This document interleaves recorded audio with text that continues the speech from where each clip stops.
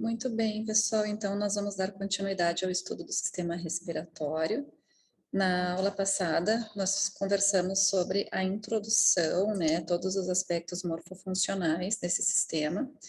E hoje nós vamos rever algumas questões com relação ao transporte de gases e também mecânica e controle da ventilação. Então, o sistema respiratório, né, vocês já sabem, conhecem as estruturas que compõem esse sistema tão importante para que a gente consiga ter a manutenção da vida. E como que ocorre os transportes dos gases? Lembrando, né, que o oxigênio ele é transportado 98% pela hemoglobina, e hoje eu trago para vocês, né, o nome clássico para essa hemoglobina com o oxigênio ligado a ela. Lembrando que a hemoglobina é uma proteína existente dentro das hemácias, que são os glóbulos vermelhos. Quando a hemoglobina está ligada ao oxigênio, o qual os dois apresentam grande afinidade, ela é chamada de oxihemoglobina. E essa oxihemoglobina, ela é gerada a partir da difusão do oxigênio lá na barreira sangue-gás ou barreira barreira sangue-gás entre os alvéolos e os capilares alveolares, e esse oxigênio passa, então, por difusão para dentro dos capilares alveolares, e ali vai se ligar, 98% dele se liga à hemoglobina, e 2% fica na forma livre. Então, essa oxihemoglobina, ela vai ser transportada em direção aos tecidos, conforme a necessidade, essa hemoglobina vai liberando o oxigênio para os tecidos. Mais para frente um pouquinho, eu vou contar como que acontece esse processo de liberação, de dissociação do oxigênio para os tecidos, sendo liberado assim da hemoglobina. No momento que o CO2, que o oxigênio é liberado para dentro dos tecidos, o tecido usa esse oxigênio, faz o seu metabolismo celular como fonte de energia e vai ter a liberação assim de CO2. E esse CO2 então passa para dentro do sangue. A hemoglobina que estava lá com o oxigênio ligado vai então liberar esse oxigênio para os tecidos e vai ser chamada assim de desoxihemoglobina ou passa a ser chamada de carboxihemoglobina, porque aquele CO2 que foi produzido pelas células é liberado para dentro da circulação sanguínea e esse CO2 vai ser transportado também pelas hemoglobinas e proteínas plasmáticas. E aqui a gente consegue visualizar o dióxido de carbono, que é o CO2, que vai ser liberado dos tecidos, vai ser captado pela própria hemoglobina e pode também ser transportado por outras formas lá na circulação sanguínea. A gente consegue visualizar essa imagem onde 5% do CO2 é transportado na forma livre ou dissolvido no plasma, 25% ligado a proteínas plasmáticas, e dentro desses 25% tem lá a carboxihemoglobina, que é a hemoglobina ligada ao CO2. E 70% do CO2, ele vai fazer parte de uma equação que a gente chama de equação da anidrase carbônica, onde o CO2 ele vai se ligar com a água e através da anidrase carbônica, que é uma enzima, vai fazer a formação do ácido carbônico, que é um ácido fraco, que é o H2CO3. Esse ácido carbônico, ele pode dissociar em hidrogênio e bicarbonato. E aí a gente vê que 70% do CO2 pode estar sendo transportado na forma de bicarbonato, que foi gerado a partir do CO2 que foi liberado lá pelos tecidos e que participa então da equação ou reação da anidrase carbônica. Aqui a gente consegue visualizar o CO2 dissolvido no plasma, gerando a sua pressão parcial, esse que determina as diferenças de pressões dentro e fora das células, ou dentro e fora também do sangue associado aos alvéolos, e essas diferenças, esse gradiente de pressão, que gera a troca de CO2 das células para o sangue e do sangue para os alvéolos, onde nós expiramos, então, esse CO2 livre. E o CO2 na equação ou reação da anidrase carbônica, que vai ter a liberação de hidrogênio, vai ter a liberação de bicarbonato, Isso pode acontecer fora da hemácia, como também pode acontecer dentro da hemácia. E é dentro da hemácia que a gente tem mais ativada a enzima da anidrase carbônica, que é mais ativa dentro das hemácias do que fora das hemácias. Tanto que essa reação acontece bem mais rapidamente quando ela ocorre dentro das hemácias. Uma parte do CO2 pode estar ligado à hemoglobina, e aí assim a gente chama de carboxihemoglobina. E como é que acontece esse processo de troca da liberação do oxigênio para os tecidos? Como é que acontece essa dissociação? Para acontecer a dissociação do oxigênio, a gente precisa de outros componentes que têm maior afinidade pela hemoglobina do que o próprio oxigênio. Então, nesse gráfico, a gente consegue visualizar a saturação do oxigênio em porcentagem, 20%, 40%, 60%, 80% e 100%. E aqui a pressão parcial em milímetros de mercúrio do gás oxigênio. Aí a gente consegue visualizar aqui na linha que é contínua, essa linha preta contínua, que é quando nós estamos numa situação de repouso, mas não estamos dormindo e também não estamos fazendo nenhuma atividade que demande mais oxigênio disponível para os tecidos, que é nessa linha contínua, nessa linha preta. No momento que nós estamos em repouso, quando nós estamos em repouso mais, vamos dizer, quase dormindo, ou talvez até dormindo, a gente pode fazer essa associação, um repouso mais intenso, né, mais relaxado ainda, nós temos uma maior afinidade do oxigênio pela hemoglobina. Então, a gente consegue ver uma saturação maior de oxigênio lá na hemoglobina. A hemoglobina fica mais saturada, ou seja, tem mais oxigênio ligado a essa proteína. Por que que isso acontece? Porque a afinidade do oxigênio pela hemoglobina fica aumentada. Porque nós não temos na circulação uma grande quantidade de oxigênio, de hidrogênio, porque ela está baixa, a quantidade de hidrogênio está baixa, a temperatura corporal está um pouquinho mais reduzida, a produção de CO2 também está reduzida, porque o metabolismo celular está diminuído quando nós estamos dormindo. Vamos usar o exemplo do sono, né? Quando nós estamos dormindo, nós estamos com um metabolismo um pouquinho mais baixo, então nós produzimos menos CO2. E nós também fazemos uma menor quantidade de glicólise, que é a quebra da glicose. Diminui esse circuito de gasto ou consumo de energia, considerando aí a glicose como fonte de energia. O difosfoglicerato, abreviado aqui nessa imagem de 2,3-DPG, ele é um produto final da glicólise, ou seja, da quebra da glicose. E se nós estamos consumindo menos glicose, nós estamos liberando menos 2,3-DPG. Então, a gente vê exatamente isso. Uma redução de hidrogênio, uma redução de temperatura, uma redução de CO2, uma redução de 2,3-DPG. Isso tudo faz com que o oxigênio é a única forma, a única molécula que está ali ligada à hemoglobina e que não tem ninguém para competir com ele. Portanto, a afinidade do oxigênio pela hemoglobina ela aumenta e a saturação ela também aumenta, ficando assim a hemoglobina bem saturada, com uma maior quantidade de oxigênio ligada a ela. No momento que a gente começa a fazer um exercício, a gente começa a aumentar a intensidade de um exercício, a gente aumenta o metabolismo celular, a gente vai aumentar um pouco a temperatura, aumentando o metabolismo a gente vai liberar mais CO2, a gente vai aumentar a quantidade de hidrogênio disponível, justamente por causa dessa reação que eu mostrei para vocês, a gente vai liberar mais CO2 na circulação, consequentemente a gente libera mais hidrogênio, e com isso, então, aumenta a concentração de hidrogênio livre, aumenta a quantidade de CO2 livre. E vamos também ter um aumento no 2,3-DPG, que é aquele produto final da glicólise, e com isso esse 2,3-DPG fica lá disponível na circulação.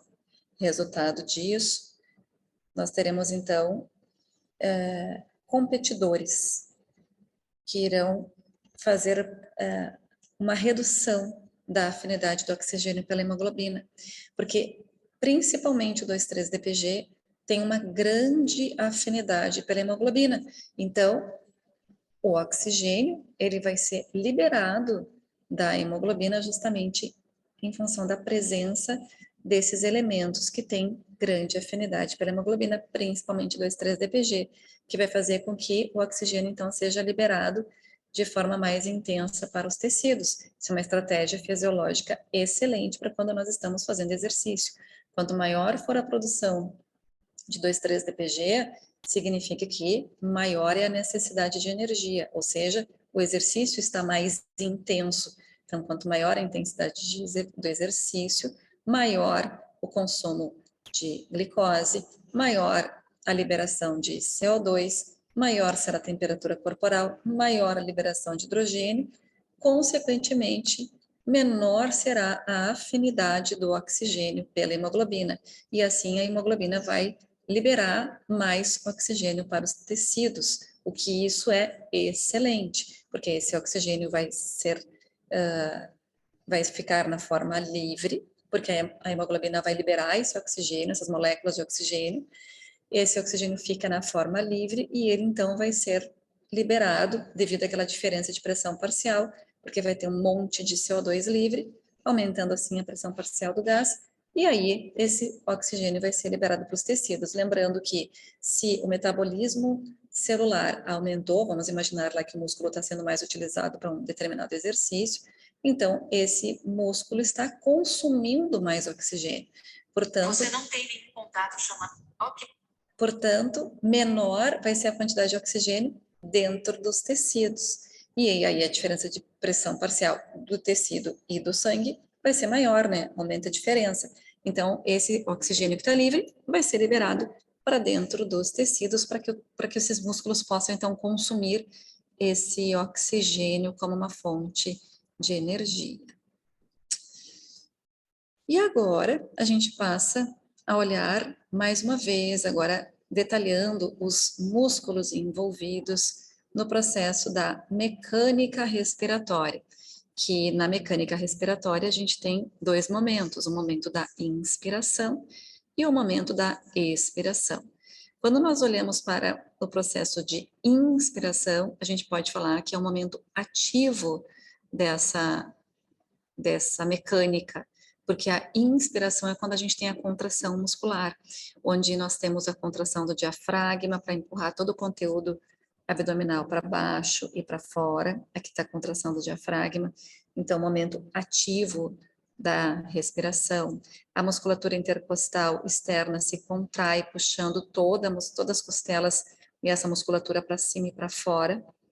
Ocorre, sim, também a expansão da caixa torácica, para fazer com o que nós já vimos conversado na aula anterior, que nós precisamos fazer com que a pressão dentro da caixa torácica fique menor do que a pressão atmosférica. Então, toda essa musculatura que eu citei agora para vocês, elas estão participando desse momento ativo da respiração para fazer a redução da pressão dentro da caixa torácica e assim o ar atmosférico consiga entrar nas nossas vias respiratórias.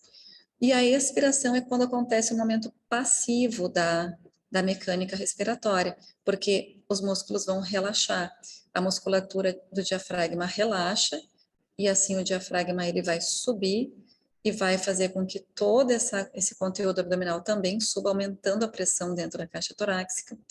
A musculatura intercostal externa relaxa, deixando as costelas vir para dentro e para baixo. A cavidade torácica, a musculatura da cavidade torácica, ela vai acabar fazendo uma certa contração para fazer com que toda essa estrutura venha para dentro e para baixo, fazendo com que aqui dentro a gente tenha um aumento da pressão interna, facilitando esse momento passivo da respiração, que é a expiração.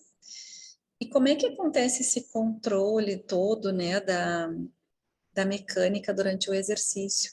A gente pode ver nesse gráfico que a ventilação total, né, que está relacionada diretamente com esse movimento da respiração, de inspiração e expiração, A gente pode olhar aqui para a ventilação total em litros por minuto. A ventilação vai aumentar, aumenta a amplitude respiratória e aumenta também a frequência respiratória quando nós estamos fazendo um exercício. E aí a gente consegue observar o consumo de oxigênio em litros por minuto num exercício moderado e num exercício intenso.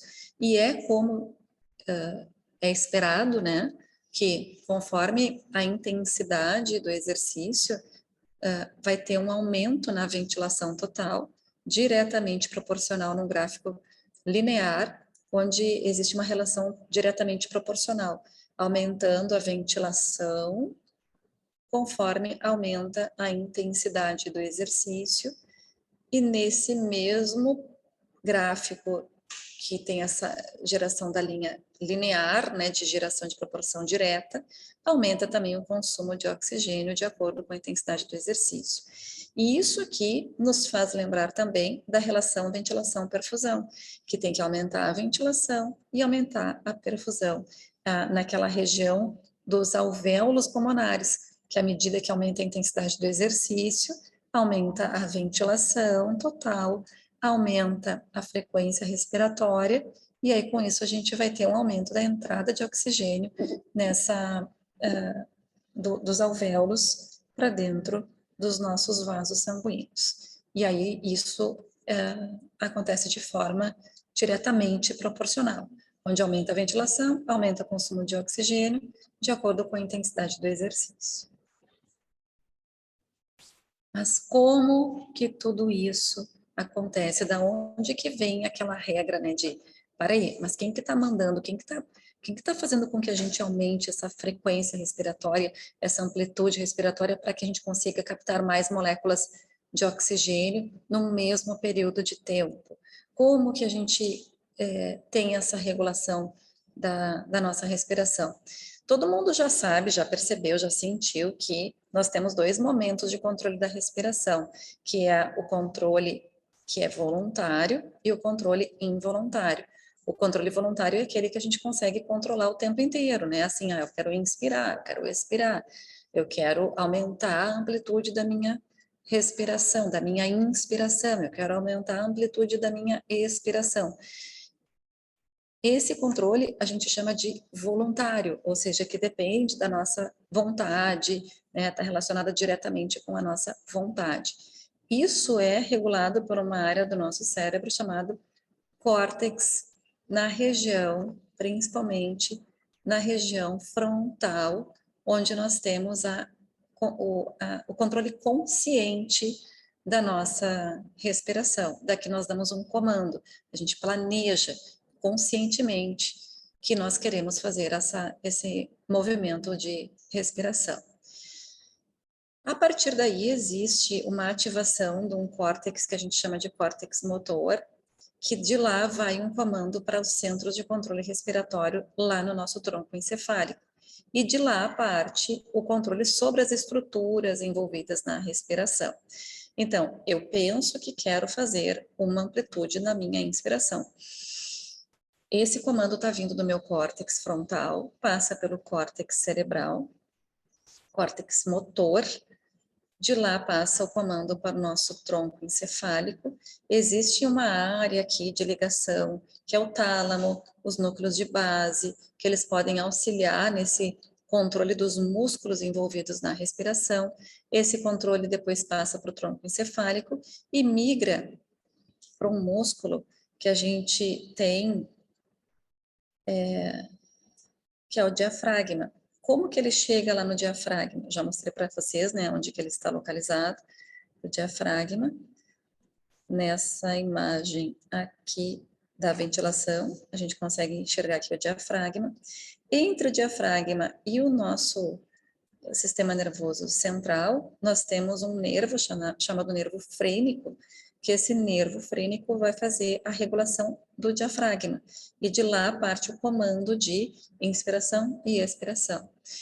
Quando nós fazemos um movimento consciente, voluntário, todas essas áreas estão envolvidas.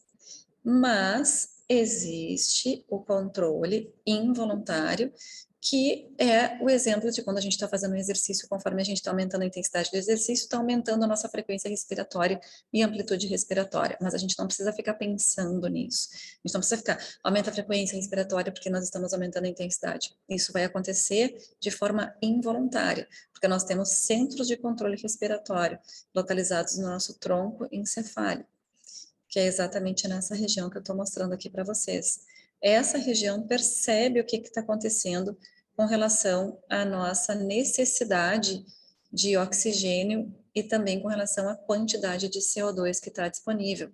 Lembra que aumentou CO2, aumentou também hidrogênio. No tronco encefálico, nós temos mais precisamente na região do bulbo, nós temos quimiorreceptores que percebem o excesso de CO2, o excesso de hidrogênio. E esse excesso de CO2, ele está sinalizando que nós estamos produzindo mais CO2. Portanto, a intensidade do exercício está maior. Ou vamos pensar também em outras situações fisiológicas também, mas a gente está falando aqui de exercício. Aumentou a intensidade de exercício, aumentou CO2, aumentou hidrogênio, e aí a gente vai ter, então, quimiorreceptores que percebem essa elevação. Com isso acontece uma redução do pH do sangue, conforme aumenta a quantidade de hidrogênio, aumenta a quantidade de CO2, o pH diminui, fica mais ácido, e esses quimiorreceptores, eles percebem essa acidez gerada pelo aumento da intensidade do exercício. Além desses quimiorreceptores que percebem o que está acontecendo, nós temos outros receptores localizados no parênquima pulmonar, que são os receptores de estiramento, que percebem como que está a amplitude da nossa respiração. Nós temos também quimiorreceptores periféricos localizados nos seios carotídeos, né? Se nós formos analisar aqui as carótidas que vão levar o sangue para o nosso cérebro, ali existe a bifurcação dessas carótidas, que é justamente essa área que está sendo mostrada aqui na imagem, e aqui a gente tem os quimiorreceptores, chamados quimiorreceptores periféricos. Esses percebem principalmente a falta de oxigênio. Quando a gente está fazendo exercício, quanto maior a intensidade do exercício, maior o consumo de oxigênio, menor é a quantidade de oxigênio que está chegando aqui nessa região. Portanto, esses quimiorreceptores periféricos, eles são ativados. Quando eles são ativados, eles vão através do sistema nervoso sensorial, eles vão, também chamados de aferente, os nervos aferentes, levam a informação lá para o nosso tronco encefálico. Bom, no tronco encefálico tem, além dos quimiorreceptores centrais, também tem os centros de comando respiratório. Esses centros de comando respiratório são chamados de centro inspiratório, centro apnêutico, centro pneumotáxico, que são centros de comando. Dali vem a ordem da respiração. Faz uma inspiração seguida de uma expiração. O centro inspiratório, ele está o tempo inteiro mandando uma ativação por rajadas de potenciais de ação, estímulo espontâneo sobre o nervo frênico, fazendo com que ocorra a contração diafragmática. Então, centro expiratório dá um comando, nervo frênico é ativado, potenciais de ação nesse nervo, ativa o diafragma que contrai e nós inspiramos. Se nós não estamos fazendo exercício, a nossa respiração está tranquila, né? Está uma respiração basal, o centro respiratório está lá o tempo todo. Manda uma rajada de potencial de ação sobre o nervo frênico, o diafragma contrai e nós inspiramos. E a sequência é a expiração com a parada dessa rajada de potencial de ação no nervo frênico, e aí o diafragma relaxa e nós expiramos. O centro apnêutico e o centro pneumotáxico são centros acessórios que vão auxiliar o centro inspiratório para esse comando da nossa respiração e controle dessa respiração. No momento que nós temos um aumento da intensidade de exercício, os quimiorreceptores periféricos percebem a falta de oxigênio, ainda lá em exercício aumentando a intensidade, aumentando a produção de hidrogênio que é o principal fator que vai ativar os quimiorreceptores centrais, indiretamente a resposta de elevação de CO2, elevou CO2, elevou hidrogênio ativa os quimiorreceptores centrais, e aí com isso vai ser a informação de que está acontecendo um exercício cada vez mais intenso e que a gente precisa então aumentar a atividade do centro inspiratório. E com isso a gente vai aumentar a nossa frequência respiratória. E é assim que nós temos o controle dessa respiração, que não precisa ser consciente, eu digo não precisa porque muitas vezes a gente pensa, estou sentindo falta, né, do oxigênio, e a gente faz uma inspiração um pouco mais forçada de forma consciente. Então a gente vai intercalando voluntário e involuntário.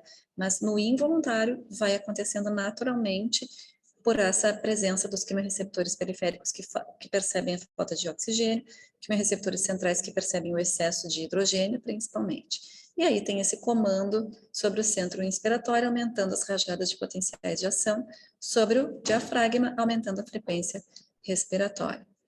Os centros localizados também lá no pulmão, no parênquima pulmonar, onde nós temos receptores de estiramento pulmonar, nós temos também receptores nos músculos e articulações, como o próprio fuso muscular, o órgão tendinoso de Golgi, eles acabam nos auxiliando nesse controle da nossa respiração, porque se nós aumentamos a intensidade de exercício, esses receptores também sinalizam o tronco encefálico de que aumentou a intensidade do exercício. E aí o que vai acontecer é que esse centro vai então controlar o nosso sistema respiratório para aumentar essa ventilação de acordo com a necessidade. Aí a gente consegue ver aqui o córtex motor fazendo um controle sobre o tronco encefálico, quando há necessidade, né, da ativação do córtex motor, que daí a gente está falando de uma via voluntária, né, de necessidade de ampliar essa respiração, aumentar a intensidade ou não dessa respiração, a amplitude. Aqui o tronco encefálico fazendo um controle involuntário direto sobre os nossos músculos ventilatórios e as regiões periféricas, como os quimiorreceptores periféricos, localizados no seio carotídeo. Aqui a gente pode ver também quimiorreceptores no arco aórtico, que a gente já viu lá na regulação de pressão arterial, que a gente também tem quimiorreceptores periféricos no arco aórtico. Lá tem quimiorreceptores periféricos que percebem a falta de oxigênio, os receptores no parênquima pulmonar, os receptores localizados no próprio músculo, que são o fuso muscular, os receptores das articulações, como o órgão tendinoso de Golgi. A própria temperatura corporal também pode sinalizar o tronco encefálico. Aumentou a temperatura corporal, significa que aumentou a nossa intensidade de exercício. O tronco encefálico vai ser sinalizado por esse aumento de temperatura corporal e todo aquele controle químico que eu comentei com vocês, né? Que o pH, ficando um pouco mais baixo devido à elevação de hidrogênio, vai ser percebido pelos quimiorreceptores centrais. Tudo isso, então, vai ser a forma que nós temos de fazer essa regulação da nossa respiração de acordo com o exercício que nós estamos realizando. Uma outra forma de fazer essa regulação é através do sistema nervoso autonômico, que auxilia nessa resposta, onde o sistema nervoso simpático é ativado quando a gente está fazendo exercício, gerando um relaxamento dos brônquios e bronquíolos para aumentar a área por onde esse ar ele vai chegar nas nossas vias respiratórias. Quando nós não estamos fazendo exercício, a gente tem uma ativação do sistema nervoso parasimpático que diminui o espaço de onde está acontecendo a chegada e saída do ar, onde o parasimpático faz a constrição dos nossos brônquios. Muito bem, então ficamos por aqui. Qualquer dúvida que vocês tenham, vocês podem entrar em contato para a gente continuar o diálogo sobre o sistema respiratório.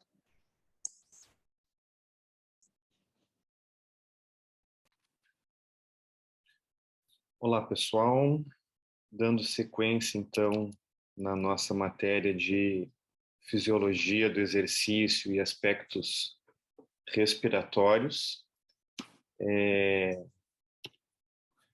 A Prof. Cris já falou com vocês sobre alguns aspectos mais introdutórios da fisiologia respiratória, e agora eu vou também trabalhar algumas integrações com a questão do esporte e do exercício, fazendo também uma inter-relação com as rotas metabólicas e as fontes de energia que nós vimos já em outras partes da matéria. Bom, a gente sabe que existem 3 grandes sistemas de produção de energia, né? O sistema anaeróbio alático, que aqui está sendo mostrado pela linha laranja, o sistema anaeróbico lático, que aqui está sendo mostrado pela linha lilás, e o aeróbio. E esses 3 sistemas, eles atuam de forma integrada, ajudando na produção de energia durante um exercício, seja ele um exercício de curta duração, como algo em torno de 100 metros rasos, um exercício de moderada duração, como algo em torno de 1 quilômetro, até um exercício de mais longa duração, como 10 quilômetros. A contribuição dos nutrientes, ela também se altera durante esse processo. Vejam que a contribuição dos lipídios e dos hidratos de carbono, ou carboidratos, né, se altera ao longo desse. A gente tem aqui os carboidratos contribuindo mais com a produção de energia no início do exercício e os lipídios contribuindo mais com a produção de energia, com a recintes de ATP do meio para o fim do exercício. E a maneira como a gente avalia isso e integra com o sistema respiratório é por meio da ergometria, que vem do grego ergo, trabalho, e metria, medida, né? Então, portanto, a ergometria nos permite medir o trabalho. E o que é o trabalho, no nosso caso, da educação física? É o exercício realizado, né? Da física, trabalho é força vezes distância, né? O que nos leva a uma unidade de medida que nós poderíamos dizer que é o quilograma metro, né? A quantidade de força produzida por uma certa distância.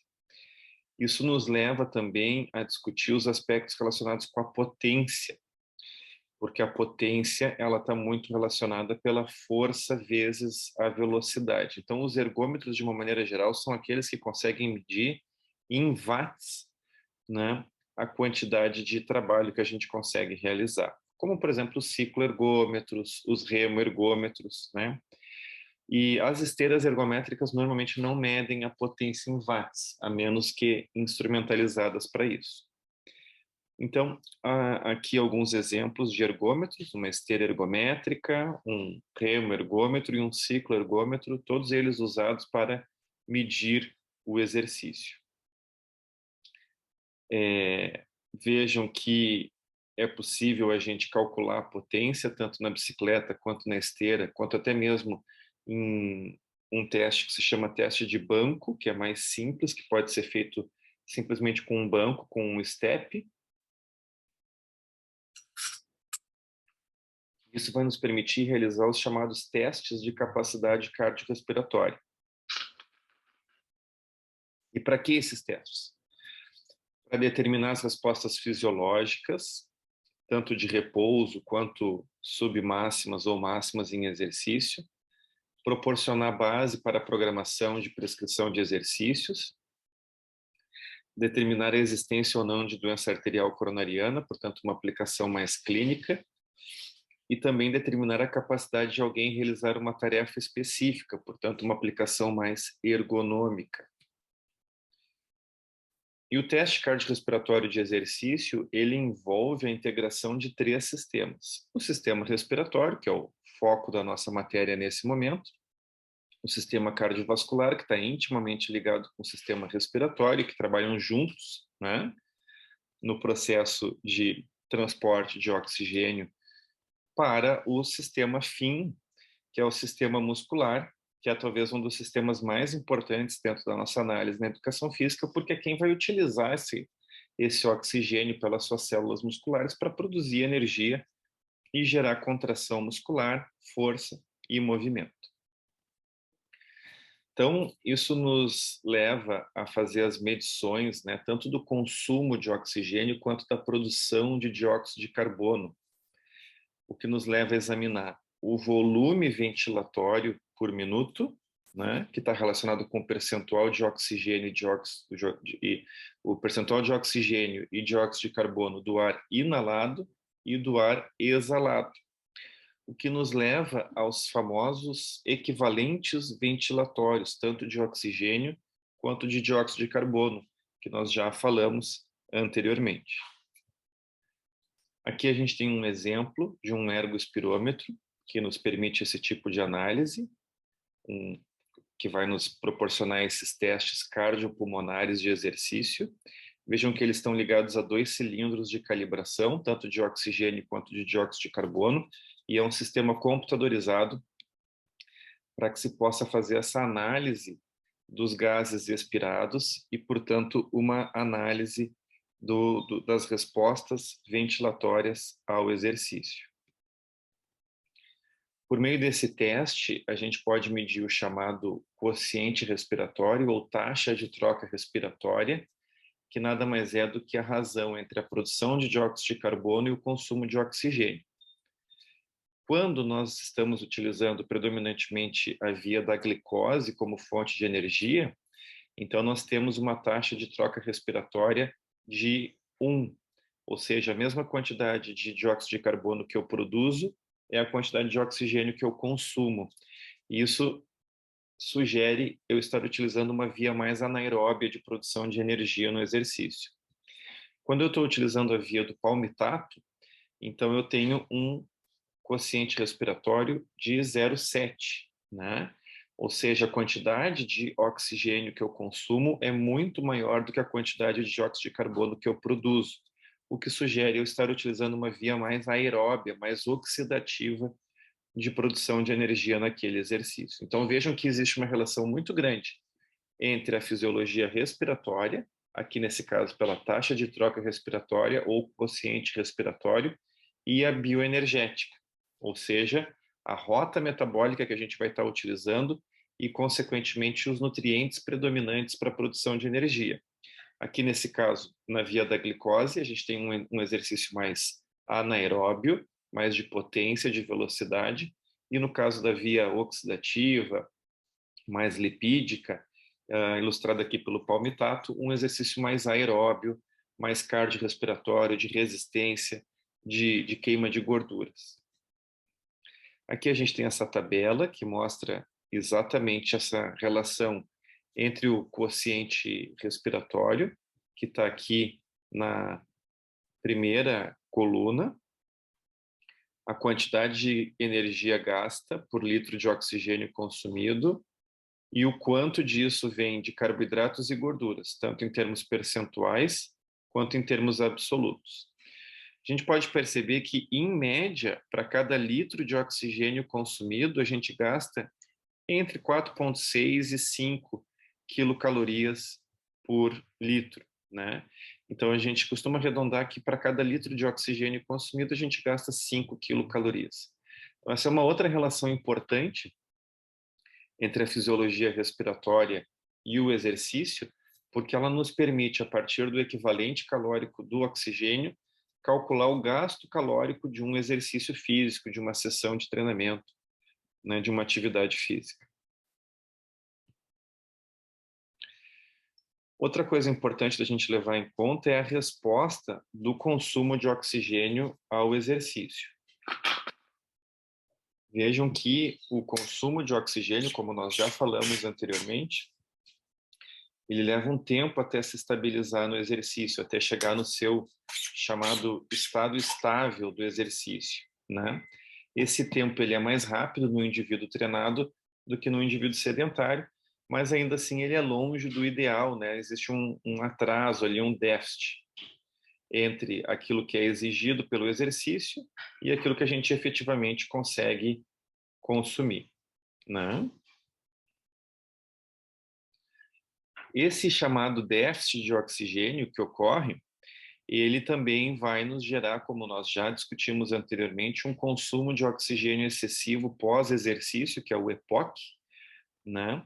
Que também vai ser diferente entre um indivíduo sedentário e um indivíduo treinado. Aqui a gente pode ver que na linha lilás, a gente percebe que do indivíduo treinado, né, essa resposta ela é mais rápida, né? Esse consumo de oxigênio excessivo pós-exercício é menor no indivíduo treinado do que no indivíduo sedentário. E isso está intimamente relacionado ao fato de que durante um exercício a gente tem várias fases, né, ou vários estágios que a gente pode levar em conta, inclusive para prescrição de exercícios. A gente pode ter um exercício muito leve, um exercício moderado, um exercício intenso e um exercício muito intenso. E as respostas de lactacidemia, o quanto a gente vai acumular de lactato nesse exercício, também está intimamente relacionado com o sistema respiratório. Vejam que no subaeróbio, quando eu inicio o exercício, eu tenho um aumento do acúmulo de lactato, mas depois esse lactato é removido do meu corpo. No aeróbio e no aeróbio mais intenso, acontece o mesmo, mas no exercício aeróbio, essa baixa do lactato também acontece, ainda que em menores níveis, enquanto que no aeróbio mais intenso, o lactato se estabiliza durante todo o exercício, justamente porque a intensidade é maior. E vejam que no anaeróbio, que é um exercício de alta intensidade, o lactato ele não estabiliza, né, ele não baixa nem estabiliza em momento algum, ele só aumenta. E vocês podem perceber que isso está também relacionado com o consumo de oxigênio, que vai aumentando ao longo do exercício para justamente dar conta desse trabalho que precisa ser feito. Então, a gente percebe aqui uma outra relação entre a fisiologia respiratória e o exercício, que é o consumo de oxigênio necessário para manter aquela atividade que está sendo realizada. Esse consumo de oxigênio, ele tem uma importância muito grande, não só no esporte de alto rendimento, como também na questão relacionada com a saúde. Vejam aqui nesse gráfico o VO2 máximo de um paciente imediatamente pós-infarto, bem baixo, aqui na ordem de 10 mililitros por quilograma por minuto, e vejam como esse VO2 máximo vai aumentando de acordo com a categoria do indivíduo. Sedentários, halterofilistas, nadadores, remadores, ciclistas, corredores, até chegar em atletas de esqui cross-country, que são os indivíduos que apresentam alguns dos maiores consumos máximos de oxigênio já medidos, na ordem aí de 80 e poucos mililitros por quilograma por minuto. Vejam também que existe uma relação inversa entre o risco de contrair uma doença crônico-degenerativa e a condição física, avaliada pelo consumo máximo de oxigênio. Um indivíduo sedentário tem um alto risco de contrair doenças, enquanto que um indivíduo com um alto nível de condicionamento físico tem um menor risco de contrair doenças. Então, a fisiologia respiratória do exercício, ela se relaciona tanto com a saúde clínica do paciente, quanto com a performance esportiva do atleta. E talvez o marcador mais importante disso seja o consumo máximo de oxigênio. Quanto maior, melhor. E quais são as variáveis que influenciam nesse VO2 máximo e que, portanto, devem ser observadas durante o treinamento físico? Para a gente conseguir ter um grande consumo máximo de oxigênio, nós precisamos ter uma alta atividade enzimática, principalmente das enzimas oxidativas, mais relacionadas com o metabolismo aeróbio, e também uma alta capilarização muscular, para que esse músculo consiga levar, né, oxigênio para as fibras e produzir a energia de forma aeróbica. Então, acompanhando aqui um programa de treinamento de 10 meses, a gente vê que o VO2 máximo ele é intimamente acompanhado por um aumento na capilarização, e um pouco menos, mas também de forma importante, relacionada com o aumento da atividade enzimática. Por outro lado, durante o envelhecimento, a gente também percebe uma redução desse VO2 máximo, né? Vejam que ao longo do envelhecimento, dos 20 até os 80 anos, o VO2 máximo diminui. Ele diminui mais nos indivíduos sedentários, né, que já largam de um valor mais baixo, um pouco menos ali de 40 mililitros por quilograma por minuto, mas também sofre uma queda nos indivíduos treinados, né, que saem ali de algo em torno de 50 e poucos mililitros por quilograma por minuto, e vão também ter uma queda ao longo da idade. Mas um indivíduo treinado aos 80 anos, vocês observem que tem uma capacidade física ainda melhor do que a do indivíduo sedentário na mesma idade. O que nos leva a examinar o conceito de limiar anaeróbio. O limiar anaeróbio,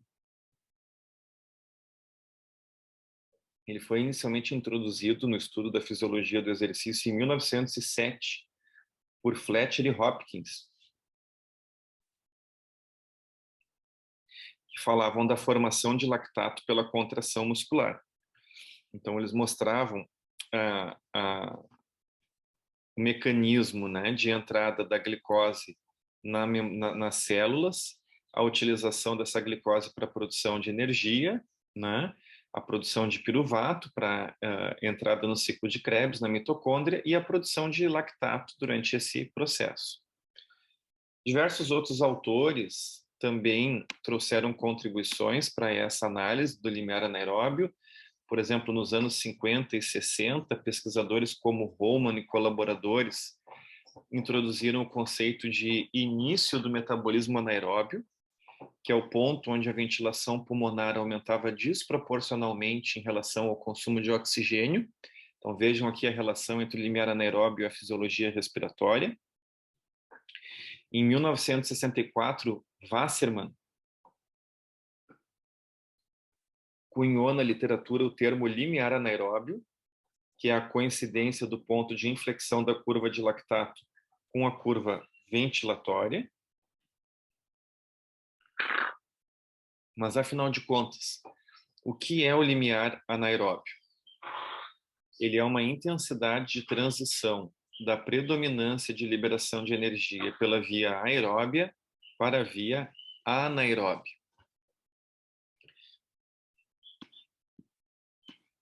E para que serve esse limiar anaeróbio? Segundo diversos autores, ele serve para prescrição de intensidade adequada de exercício, predição de performance, avaliação longitudinal de efeitos de treinamento aeróbio, entre outras aplicações.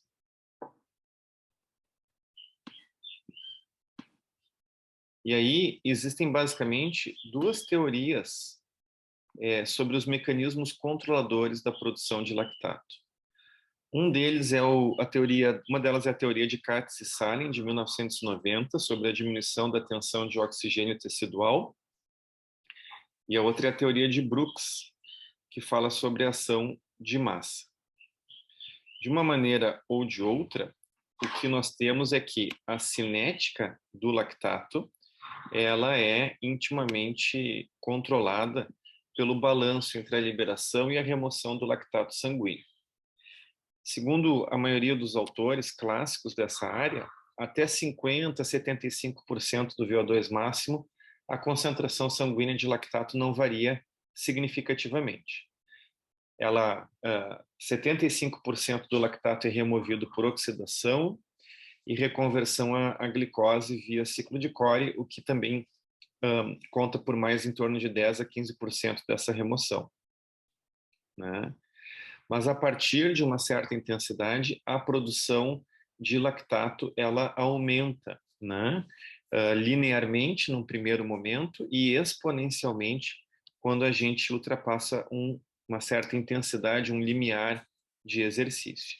Então, esse gráfico mostra exatamente isso, porque aqui na linha vermelha a gente tem a produção de lactato e na linha branca a gente tem a metabolização desse lactato. E aí, aqui na linha amarela, a gente tem o acúmulo do lactato sanguíneo. Então, a gente pode ver que até um certo ponto esse lactato não se acumula de forma significativa e depois ele passa a ter um aumento linear e a partir de uma intensidade mais elevada, ele tem um aumento exponencial. Então, isso nos permite identificar 2 limiares, onde abaixo de um primeiro limiar a gente estaria fazendo um exercício subaeróbio, logo acima desse primeiro limiar um exercício aeróbio extensivo, logo abaixo do segundo limiar um exercício aeróbico intensivo, e acima do segundo limiar um exercício anaeróbio. Então vejam aqui a relação entre o exercício, o sistema respiratório, né, a fisiologia e a prescrição do treinamento esportivo. Porque se eu quero prescrever um exercício anaeróbio, eu deveria fazê-lo acima do segundo limiar. E se eu quero prescrever um exercício aeróbio, eu deveria fazê-lo entre o primeiro e o segundo limiar.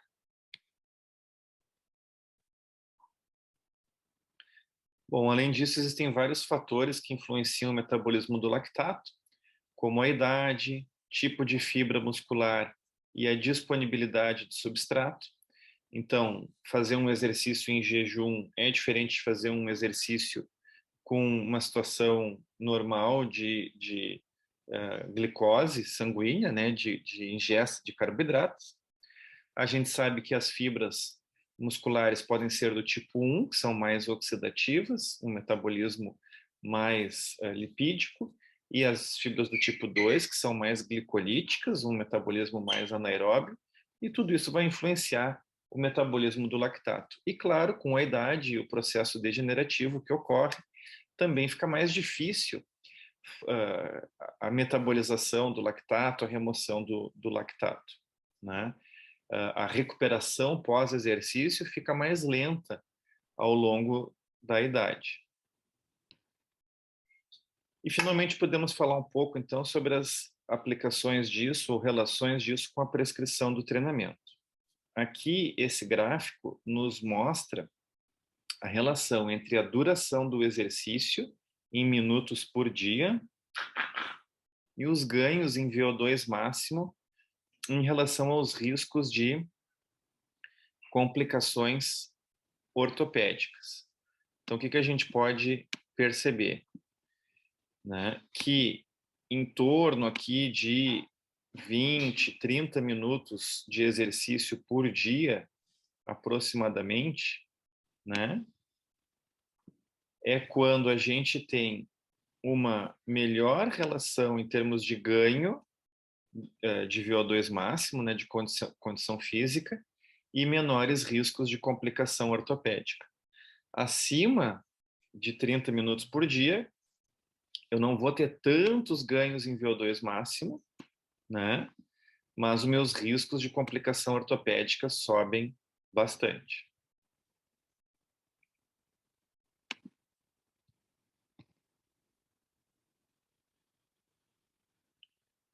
Além disso, a intensidade do exercício também parece ter uma relação importante. Algo em torno de 40 a 60 minutos algo em torno de 40 a 60% de intensidade parece trazer bons ganhos de aptidão física com pequenos riscos de complicação ortopédica. Acima de 70 a 80% de intensidade, vejam que os riscos de complicação ortopédica aumentam bastante. E, finalmente, a frequência semanal também tem uma relação importante nesse processo. Vejam que algo em torno de 3 dias por semana de prática de exercícios vão me trazer bons ganhos em VO2 máximo, com baixos riscos de complicação ortopédica.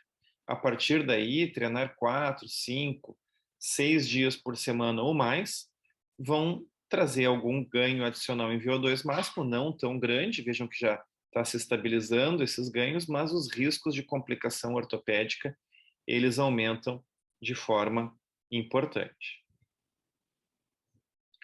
Bom, espero que vocês tenham gostado dessa aula e tenham entendido as relações entre a fisiologia respiratória, o exercício físico e os aspectos metabólicos da fisiologia. Qualquer dúvida, entrem em contato.